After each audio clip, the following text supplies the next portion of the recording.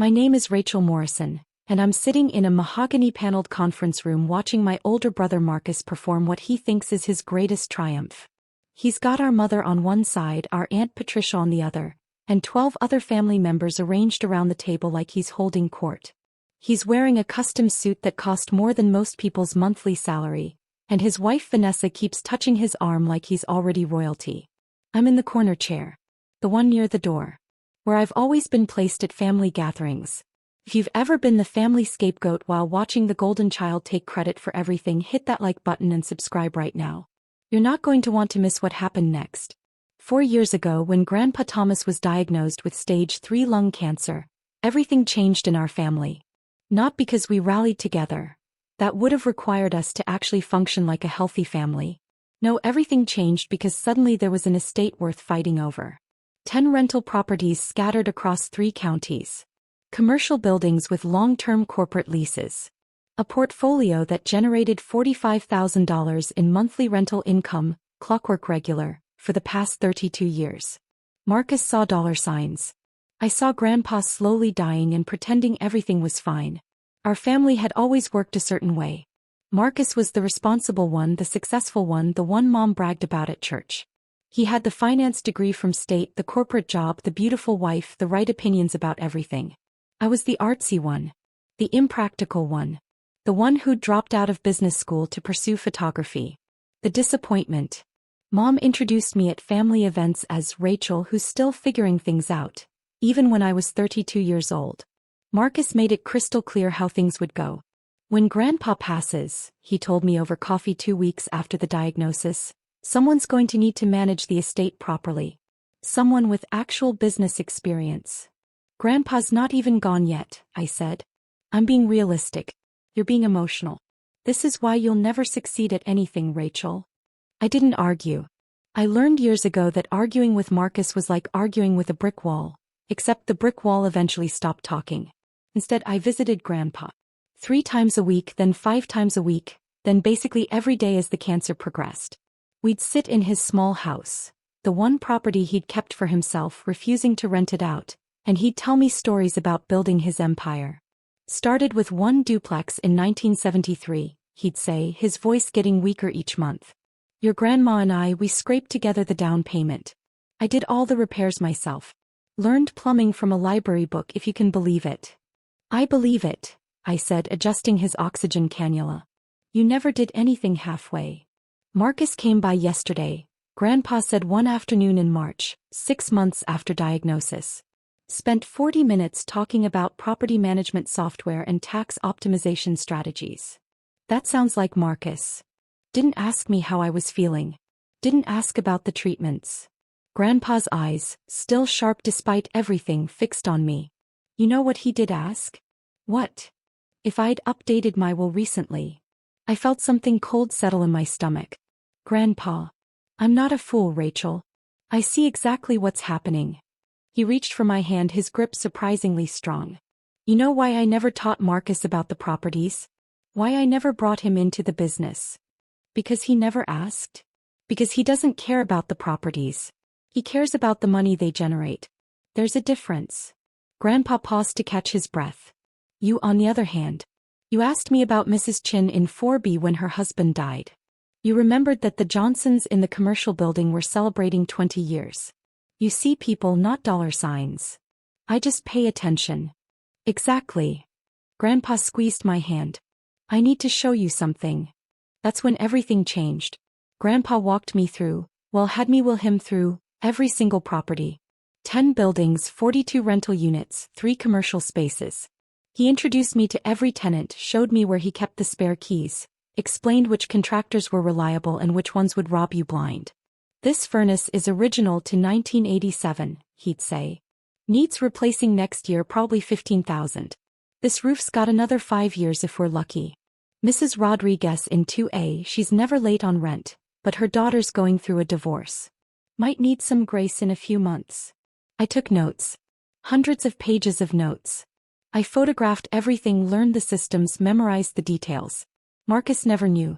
Nobody knew. They thought I was just visiting my dying grandfather, being the emotional, impractical one who couldn't face reality. Rachel, Grandpa said one night for months before he died. I'm going to do something and I need you to trust me. Of course. The properties.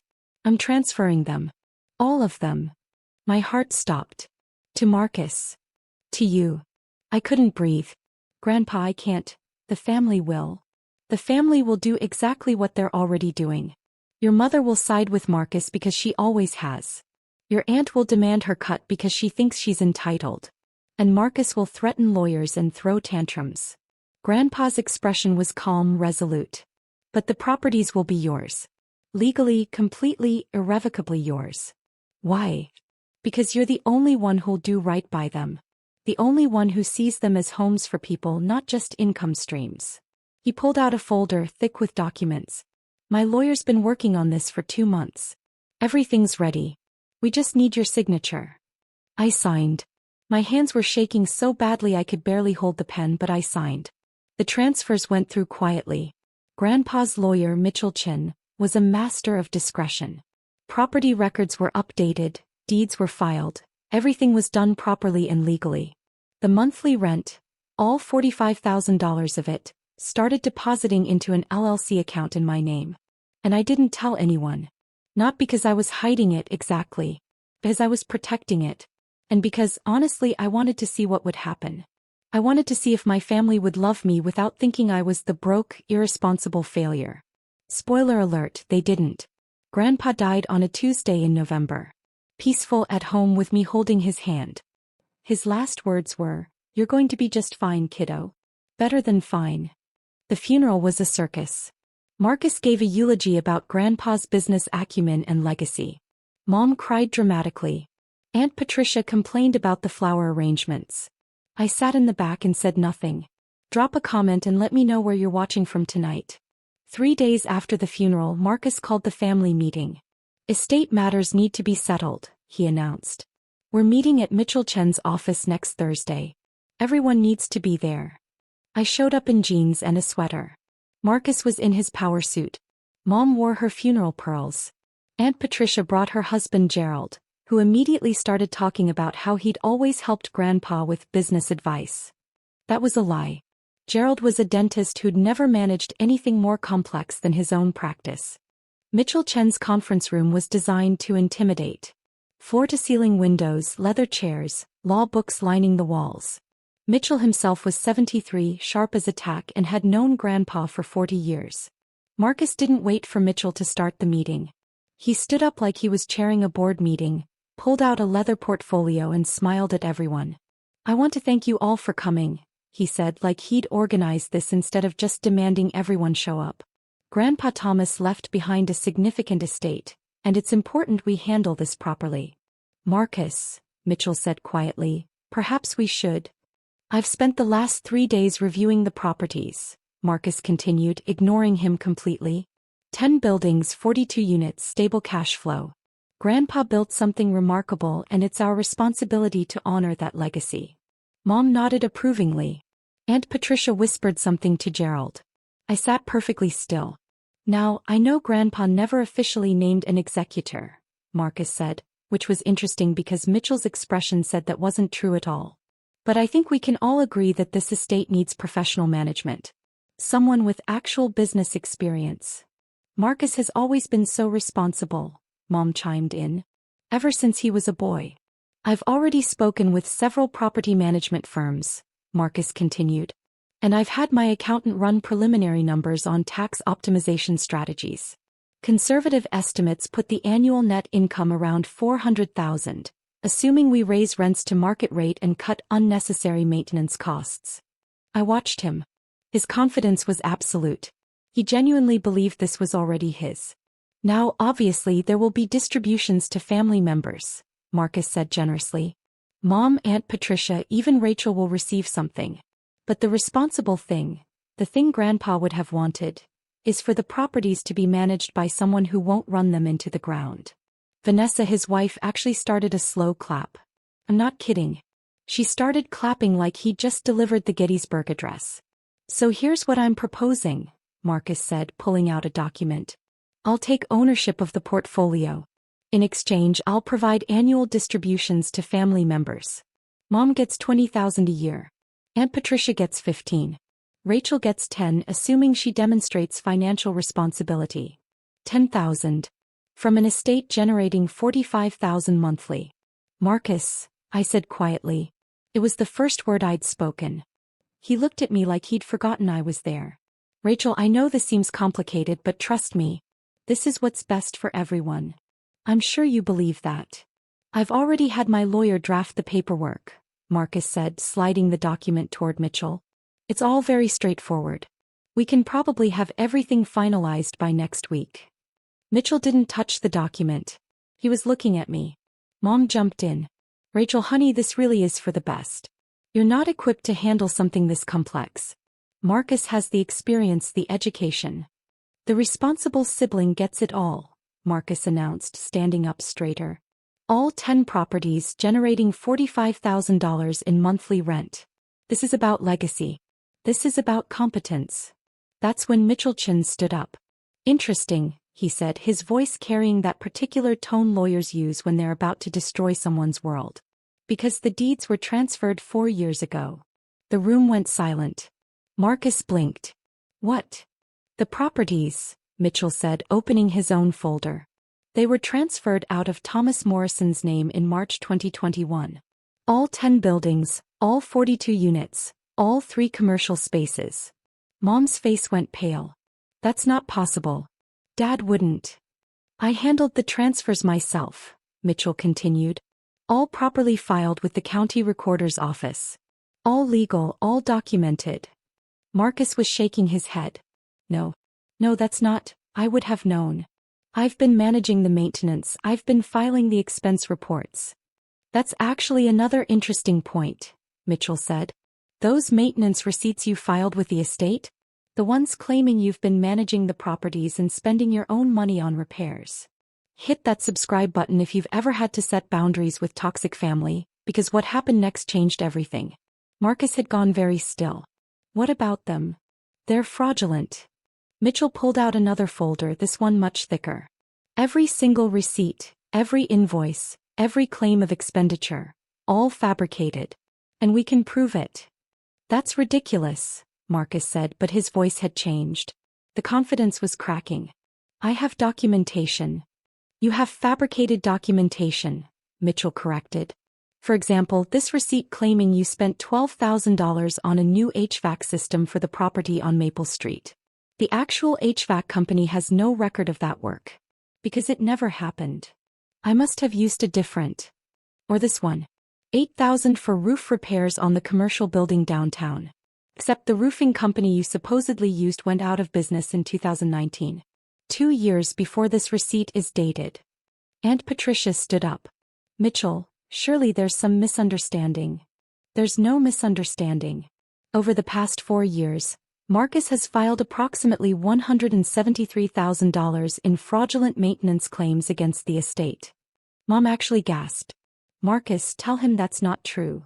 But Marcus wasn't looking at Mom. He was looking at me. And I saw the exact moment he realized. He breathed. He knew. You've known the whole time. I met his eyes. I didn't know about the fake receipts. That's a nice touch though. Really creative. The properties are yours? Vanessa said, her voice climbing. Since when? Since March 2021, I said calmly.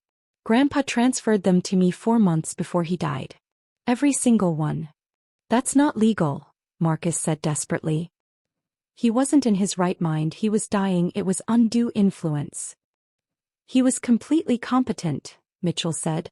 I have medical documentation from 3 separate doctors confirming his mental capacity at the time of transfer.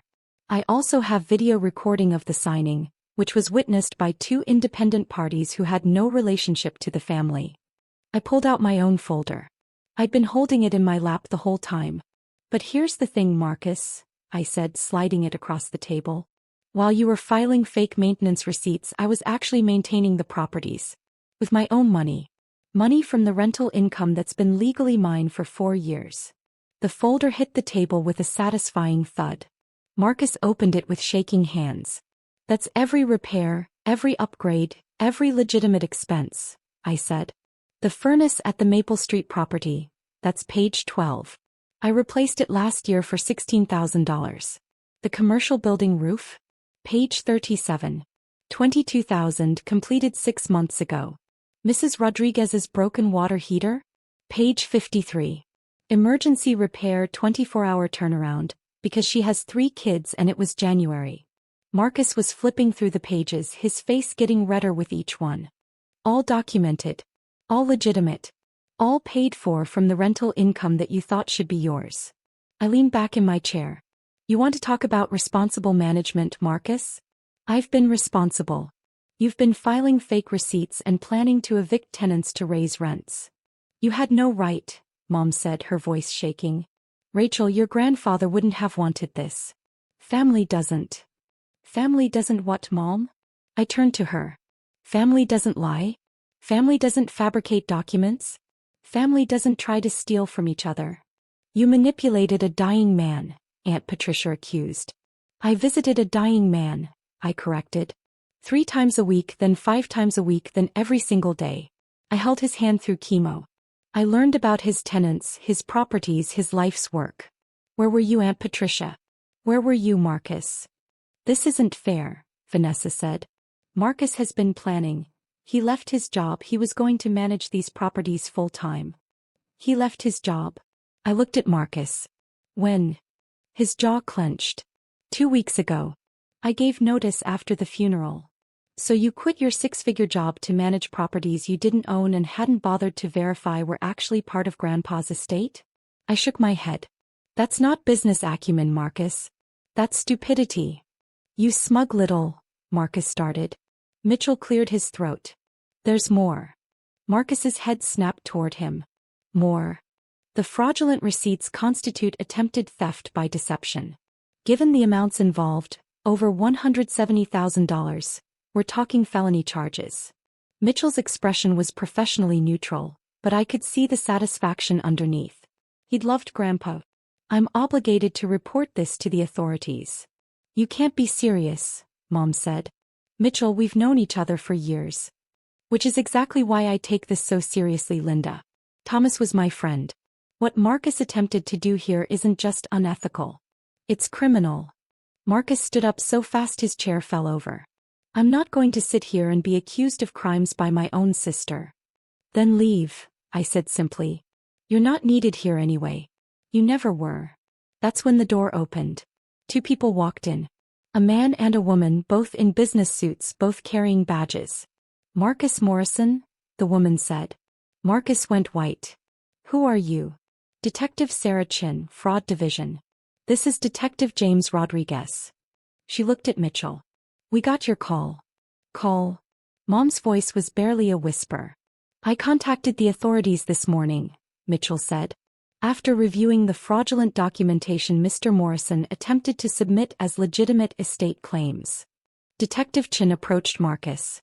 Mr. Morrison, we need you to come with us. We have some questions about financial documents you've filed over the past 4 years. This is insane, Vanessa said, grabbing Marcus's arm. You can't just arrest him. We're not arresting him, Detective Rodriguez said. Yet. But we do need to talk about approximately $173,000 in fraudulent claims. Marcus looked at me. Actually looked at me maybe for the first time in 30 years. You're destroying the family. No, I said quietly. I'm just declining to be destroyed by it. He tried to say something else, but Detective Chin was already guiding him toward the door. Vanessa followed, her heels clicking frantically on the marble floor. The door closed. The silence that followed was deafening. Mom was crying. Real tears this time, not the performative ones from the funeral. How could you do this, Rachel? To your own brother. How could I? I stared at her. Mom, he tried to steal properties that Grandpa legally gave to me. He fabricated nearly $200,000 in fake expenses. He was planning to raise rents on families who've lived in those buildings for decades. And you're asking how I could do this? He's your brother, she whispered. And yet he never treated me like his sister. I stood up. I'm done begging for a place at this table. I'm done being the family disappointment while watching Marcus get praised for basic human functioning. I'm done. Aunt Patricia found her voice. You'll regret this. When you need family. I have family, I interrupted. I have Mrs. Chin in 4B who sends me homemade dumplings every Chinese New Year. I have the Johnsons who invited me to their daughter's wedding. I have 42 households who actually appreciate what I do for them. I looked at her. What I don't have is relatives who value me. And honestly, I'm okay with that. I picked up my folder and walked toward the door. Rachel, Mitchell called. You'll need these. He handed me another folder. Updated documentation for all 10 properties. Everything's in order. The LLC is generating excellent returns, by the way. Your grandfather would be proud. Thank you, Mitchell. One more thing. He lowered his voice. The fake receipts. I noticed them about a year ago. I've been building the case ever since. Your grandfather asked me to watch out for you. This is me keeping that promise. I hugged him.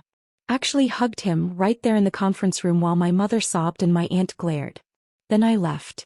The fallout was immediate and spectacular. Marcus was charged with attempted fraud and theft by deception within 48 hours. The local newspaper ran a story. Finance professional charged in elaborate estate fraud scheme. His LinkedIn profile disappeared. His wife's Facebook went private. Mom called me 17 times that first day. I didn't answer. She left voicemails ranging from pleading to angry to desperate. You're tearing this family apart, she said in message number 12. Your grandfather would be ashamed. I finally called her back on day 3. Grandpa knew exactly what he was doing, I said. He knew Marcus would try exactly this. That's why he transferred everything 4 years early. That's why he had everything documented. He was protecting his legacy from people who saw it as a cash grab. You poisoned him against his own family, she accused. No, Mom. I visited him while he was dying. There's a difference. I took a breath. You're welcome to be part of my life. But only if you can accept that I'm not the failure you've always treated me as. Otherwise, we're done. She hung up on me. She hasn't called back. Aunt Patricia tried a different approach. She showed up at my apartment with a casserole and an apology that lasted exactly as long as it took her to ask for $20,000.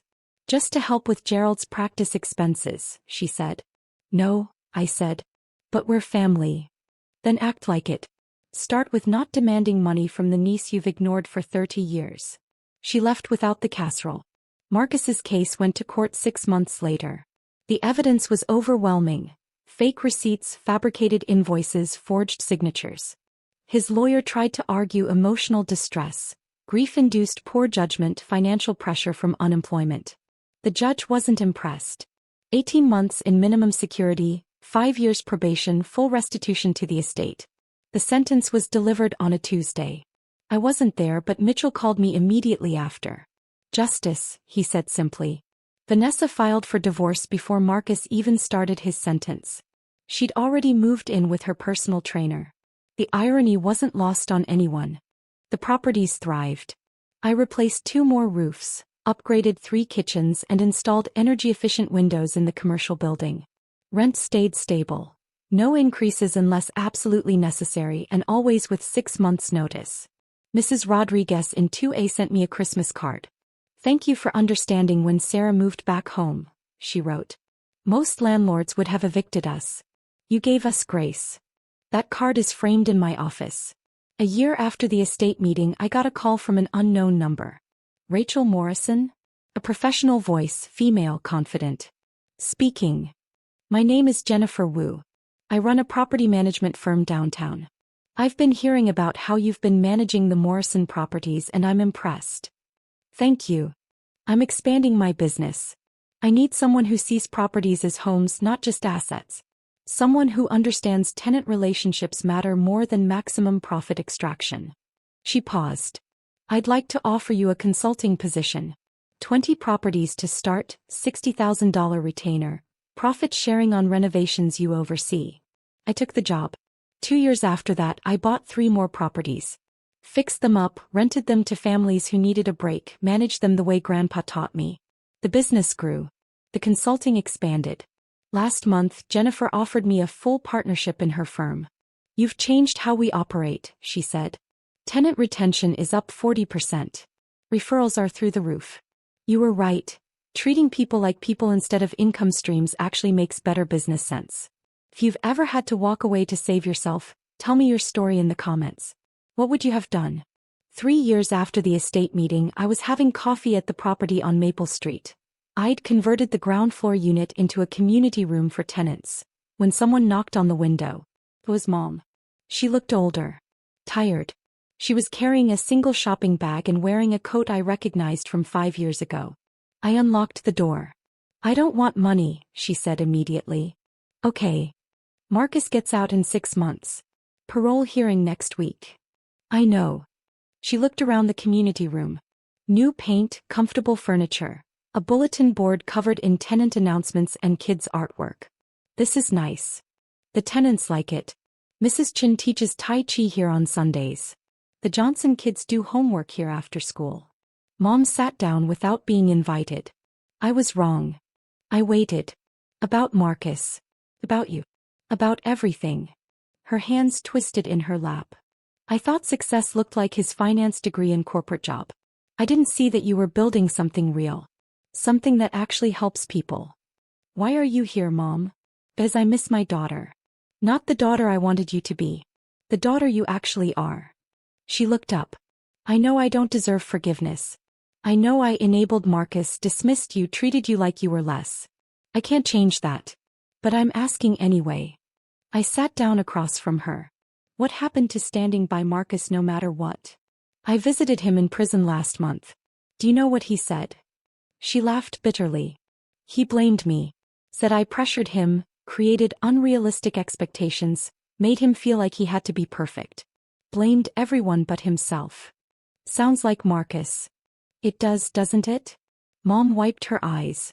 "I spent 3 years defending him, alienating everyone, insisting you were the problem. And he blamed me the first chance he got. What do you want from me, Mom?" "Nothing. Everything. A chance to know my daughter. To apologize properly, not just with words but with time and effort and actually showing up." She met my eyes. "I know that might not be possible. I know I burned that bridge. But I had to try. I thought about Grandpa. About his lessons on grace and boundaries. About Mrs. Rodriguez and second chances. Tuesday mornings," I said. "Coffee here 9 a.m. We talk. Actually talk, not perform for each other. That's it. That's the start. You show up consistently for 6 months, we'll talk about more. You miss more than 2 without legitimate excuse, we're done. And you never ever ask me to reconcile with Marcus or minimize what he did. Deal." She started crying again. "Thank you, Rachel. Thank you for showing up." She did. Every Tuesday for 6 months, then a year, then 2 years.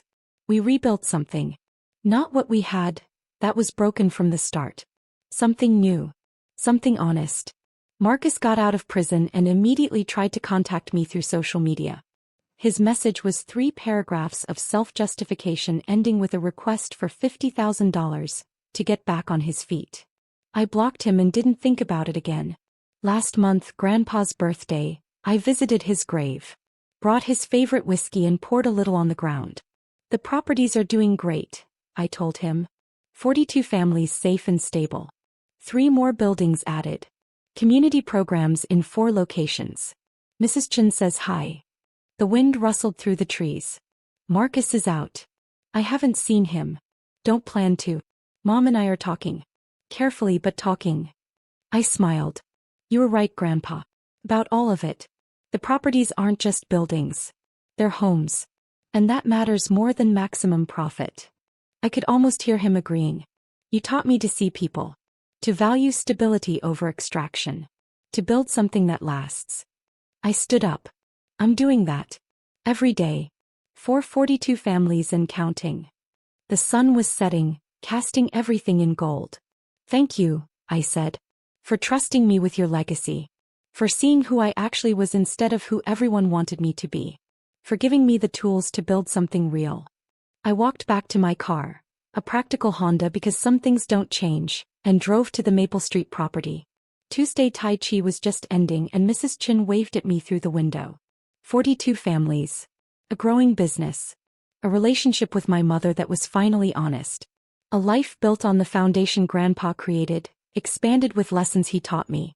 Marcus wanted the empire handed to him. I earned it, building by building, family by family, choice by choice. paper beats promises every single time.